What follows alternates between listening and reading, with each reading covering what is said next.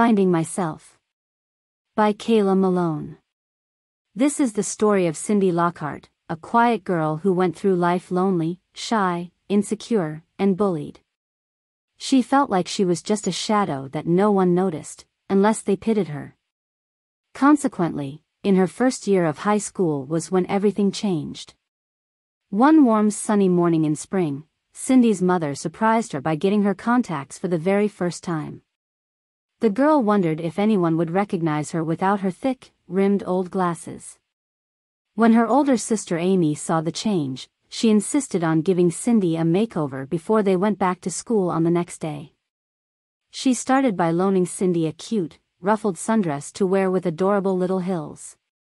She also curled her flat, chestnut-colored hair and put on just enough makeup to allow her green eyes pop. Lastly, the finished touch was just a little bit of shimmering sheer lip gloss. Then, she looked at herself in the mirror, but she really did not feel much different. All she saw staring back at her was the same shy girl she has always seen. Eventfully, her mother drove them both to middle school that morning. When Cindy walked into class, something fell off of herself. It seemed like most of the kids were staring at her. She thought, is my acne that bad? She was just so used to blending into the shadows that their attention made her feel like something had to be wrong. Actually, guys were coming up to her trying to talk about football and sports. The football captain asked if she had a boyfriend, but she did not reply due to her shyness. She just ended up blushing and slipping into the crowd. Next, on her way to computer class, Summer Winker came up to her and said, "Hello," in a conceited way. All Cindy could get out was just the word, "Hi." "I am Summer, the queen of this school," announced Summer. "Don't you recognize me? I am Summer. I sat behind you in math all last year. I've never noticed you before, but do you want to catch a flick with my group of friends later?" the red-haired girl asked. "Sure, that sounds like fun," Cindy replied, excitedly. All the rest of the day, Cindy thought about what had happened. Summer had only been rude to her forever. Now, going to a movie with new friends did sound like a lot of fun. She really was not sure what to make of all of the new changes, but she was tired of being lonely. She felt like she needed to take a chance for once in her life. On the next day, she sat with Summer and her friends at lunch. They talked mostly about makeup and their smartphones for a while. It felt both strange and fun to be noticed for a change. Later, she was racing to her locker that day when she bumped into a tall girl. Then, she looked up with shock to see her old friend, Maddie from her old school. Maddie was a sweet girl who had long black hair and stunning blue eyes. They had both been really close friends until Cindy's family had moved last year. When Maddie's eyes saw him, she instantly pulled Cindy into a tight hug. They exchanged numbers before going to class.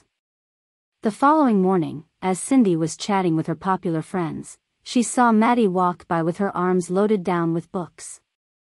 She came up to Cindy and tried to say something, but Summer cut in. "What are you doing over here, bookworm?" Summer asked, hatefully. "I just wanted to say hello," replied Maddie. "Get this in your head already, no one wants to talk to you, geek." "Get lost, you are bothering me," replied Summer. Cindy was in woe, thinking what to do, as Maddie walked away. She was not sure how to react. She knew she had not done anything wrong in her eyes, yet she felt so guilty for not standing up for her friend. Lastly, before bedtime, she got a text from Maddie that said, "You've changed for the worst, and not just on the outside." Cindy tried calling her back. Unfortunately, she would not answer. Maddie was absent from school the following day. In between classes, Cindy found Summer messing with a locker and offered to help. "I just need a bobby pin, this will not unlock," said Summer. "I have one in my locker, I'll get," Cindy said, quickly. However, when Cindy came back, another girl was at the getting books out. She wasn't sure what to make of them until she noticed Summer getting her stuff out of another locker down the hall. She realized Summer must have been trying to break two in the other locker. "Wow," she thought, "am I being friends with a mean person?" Over the next week, Cindy noticed that her new friends were bullying many other kids that were geeky or shy just like she used to be. She decided to test Summer one day by texting her, "Would you still be my friend if I had to get glasses or braces?" "What are you going on about now?" Summer texted, "Just answer the question please." Summer wrote, "I don't hang out with geeks if that's what you mean."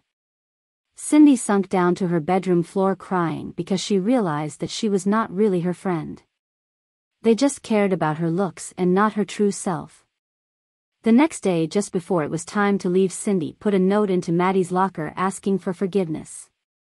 Right after that, Summer came up and asked her to come to a party that night at her house while her parents were away. Cindy knew better than that and declined. "What do you mean no?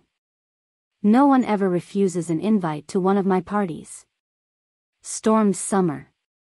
Cindy replied, "I don't want to go." "Why the heck not?" Summer. "I don't think my parents will approve with no adults there." Cindy. "Just don't tell them." Summer. "No, I will not come."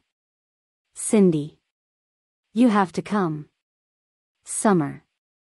"No, she doesn't." Maddie replied as she walked up. "Shut up, geek," yelled Summer. Finally, Cindy confronted Summer. "No, you listen to Summer. I'm not your friend anymore. I want real friends that care about me like Maddie, no fake friends that will pull me into trouble." Cindy said it all in the nick of time before a teacher came up and pulled Summer into her office for all the yelling. "I'm so sorry about how you were bullied before, Maddie. I know that something should have been done, but I just froze." Cindy. "Don't worry about it, I forgive you." "Friends forever, Cindy?" Maddie. "Yeah, friends forever," Cindy answered as they left school together smiling. Cindy learned to follow her own heart and be herself no matter what others think of her. And in time, with Maddie's help, she came out of her shell and made many great friends. To the present day, many years and troubles later, Cindy and Maddie are still the best of friends. The end.